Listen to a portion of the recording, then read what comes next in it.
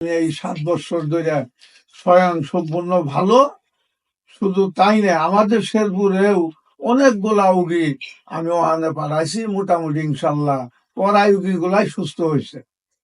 আসসালামু আলাইকুম ওয়া রাহমাতুল্লাহি ওয়া বারাকাতুহু। সম্মানিত দেশবাসী, আমি cancer specialist doctor SM. Sarwar.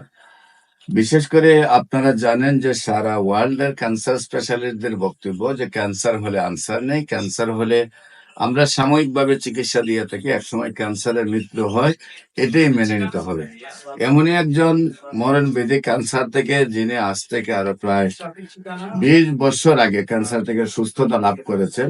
আজকে উনি আসছেন আমাদের চেম্বারে আবার একজন রুগী দেখানোর জন্য। বিশেষ করে আপনাদের আমরা যে জিনিসটা বলে থাকি যে একসময় আমরা যক্কা হলে বলছি রক্ষা নেই, একসময় আমরা টাইফয়েড জ্বর হলে বলছি কোনো না কোনো অঙ্গ চলে যাবে, একসময় আমরা ডায়রিয়া হলে গ্রামের পর গ্রাম মানুষ মারা গেছে, একসময় বসন্ত হলে মানুষ মারা গেছে, এমনকি মানুষের গ্রামের বাইর করা হয়েছে, এমনকি আমাদের একজন নবীকে